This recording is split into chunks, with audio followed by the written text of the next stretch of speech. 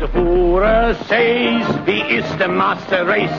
The Heil, Heil, right in the Führer's face. Not to love the Führer is a great disgrace. So the Heil, Heil, right in the Führer's face.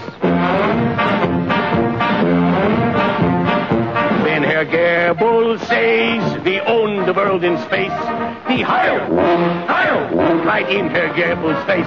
Then Ho Göring says, they'll never bomb this place. The Heil, Heil, right in Herr Göring's face. Is he not the Superman? Aryan Führer Superman? Ja. Göring says, they'll never bomb this place. The Heil, Heil, right in Herr Göring's face. Is he not the Superman? Aryan Führer Superman? Ja, wie is the Superman? Super duper Superman. Is this Nazi land so good? Would you leave it if you could? Ja, this Nazi land is good. We would leave it if we could. We bring the world new order. Heil Hitler's world new order. Everyone a foreign race. We love the Führer's face when we bring to all right, folks. Disorder. We're back live. Cue that up again where they have Hirohito say, Adolf Hitler's New World Order. Because you need to understand, Hitler wrote another book called The New World Order. H.G. Wells wrote one called The New World Order. There was a debate about how it would work, but to be a micromanaged society controlled by social workers and paramilitary police. And we're going to get into so many issues. Sponsored terror, where the government would blow stuff up and blame it on their enemies. Nazi specialty. National police force, Nazi specialty. Bankrupting companies and the government, Nazi specialty. On and on and on and on. This is what we're dealing with. And the people that were top Nazis in the U.S. were also the people that killed Kennedy and truly brought in shadow government to full dominance through COG. And now they're just fully butchering the nation in front of everyone. We have multi-time New York Times best-selling author with us. He, of course, has written The Rise of the Fourth Reich. It is currently on the New York Times bestseller. It's only been out a few months. It is available, by the way, at Infowars.com, discounted out of the gates if people want to get it. And we've only been giving you the history. The book gets into the present and just so much. We're only scratching the surface today. We're also filming live in here for a documentary film I'm making with Jim Marrs that Jim's going to be narrating. Jim, continue. Well, most people know about Operation Paperclip, which was the way they brought in Nazis into the country, put them to work on our space program, our mind control experts working for the CIA with programs such as MK Ultra. All that's history. But where they began to make their move in the political arena actually was probably with the assassination of President Kennedy. When I began to write my book, The Rise of the Fourth Reich, I was looking at the historical and political situation and the circumstances. It never crossed my mind that I would be considering the Kennedy assassination again, and yet the same names, the same companies, the same corporations, the same secret societies kept cropping up until I finally ended up writing a whole chapter on Kennedy and the Nazis. Now, see, that's key. That's key, because in pure research, that's why I don't talk to you a lot. You don't talk to me. Before we ever met, we had come to the same conclusions, because if you do pure research, you come up with the same answers, basically, if you are correct. If you're going, let's say we're both doing research at what temperature water boils. We're going to find the same thing. We're going to find the same individual. So explain that. That's key. I'm making a film about the JFK assassination, and you're already in it as a consultant, and then separately, I'm doing my own research before I read Rise and Fall of the Fourth Reich, and I say, Jim, this is where your book even comes out. I go, aren't the same players involved in the Kennedy assassination? You say, yes, on the air, like 6 months ago. You go, that's actually in my upcoming book. And so now that's being incorporated into the JFK film. So, that's how integral this is to everyday life. Please continue. That's correct. Well, to begin with, two of the most powerful and influential members of the Warren Commission was John J. McCloy and Allen Dulles, two of the men who were most instrumental in supporting Hitler before, during, and after the war. And again, you have to understand, we're not not talking about that these are all Germans. These are global fascists, and let's get that term nailed down. When I say fascist, I use it advisedly.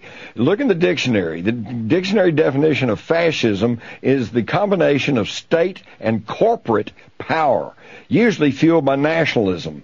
Okay? Now, Mussolini himself, who coined the term because it came from his black shirts, the fascistas, he said that maybe fascism isn't the correct term. He said the more correct term is corporatism, ruled by the corporations. And I think any thinking person today knows that the United States is now under the control of these multinational corporations. And what I'm trying to tell you is they were either created or bought up by these displaced National Socialist Nazis after World War II, and have been slowly buying up. It's the big fish eat the little fish, until now there's just a handful of these corporations, and they're all controlled by the same families, the same companies, the same bloodlines who were connected to the rise of National Socialism in Germany.